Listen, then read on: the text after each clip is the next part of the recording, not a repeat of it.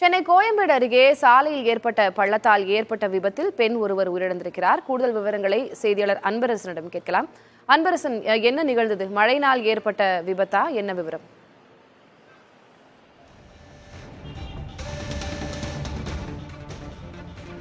சென்னை அண்ணாநகர் பகுதியில் பிரதான சாலையில் இருந்த பள்ளத்தில் இருசக்கர வாகனத்தில் வந்த அண்ணன் தங்கை நிலத்தடுமாறி கீழே விழுந்ததில் பின்னால் வந்த லாரி தங்கையின் உடலில் ஏறி இறங்கியதில் சம்பவ இடத்திலேயே 24 வயது இளம்பெண் துடிதுடித்து உயிரிழந்திருக்கிறார். இந்த சம்பவமானது அண்ணாநகர் பகுதியில் ஒரு மிகப்பெரிய ஒரு பரபரப்பை ஏற்படுத்தியிருக்கு. குறிப்பா சொல்ல போனா ஐசிஎஃப் அம்பேத்கர் நகர் பகுதியைச் சேர்ந்தவர் வெங்கடேசன் மற்றும் அவரது தங்கை ஹேமா மாலினி.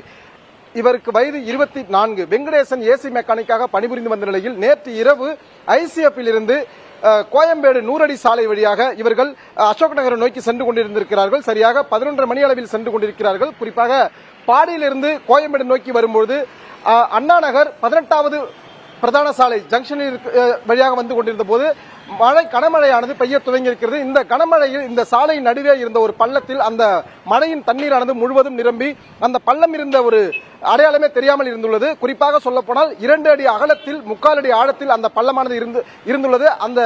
அந்த பள்ளத்தில் தண்ணீர் முழுவதும் மூழ்கியிருந்ததால் இவர்கள் வேகமாக வந்த அண்ணன் தங்கை இருசக்கர வாகனத்தில் வந்து அந்த பள்ளத்தில் இருசக்கர வாகனத்தை விட்டிருக்கிறார்கள். இந்த நிலையில் தான் தெரியாமல் அந்த பள்ளத்தில் இருசக்கர வாகனம் இறங்கியதும் இருவருமே நிலை தடுமாறி சாலையின் குறுக்காக விழுந்திருக்கிறார்கள். அப்பொழுது பின்னால் அதிவேகமாக வந்த லாரி ஒன்று கீழே விழுந்த இளம்பெண் 24 வயது கொண்ட இளம்பெண் ஹேமா மாலினியின் வயிறு பகுதியில் ஏறி இறங்கியது. உடனடியாக அவர் ரத்த வெள்ளத்தில் துடிதுடித்து சம்பவ இடத்திலேயே உயிரிழந்தார்.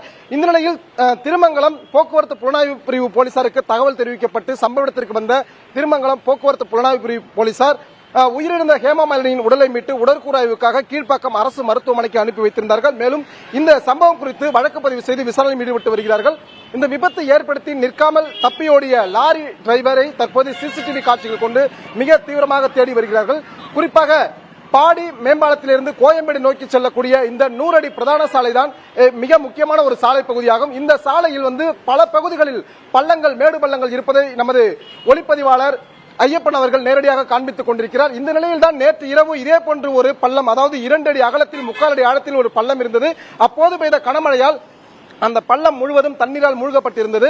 இந்த நிலையில் தான் இருசக்கர வாகனத்தில் வந்த அவர்களுக்கு அந்த பள்ளம் இருப்பது தெரியாமல் இருந்து அந்த இருசக்கர வாகனத்தை அந்த பள்ளத்தில் இருக்கிறார்கள். அப்பொழுது நிலை தடுமாறிதான் அவர்கள் கீழே விழுந்திருக்கிறார்கள்.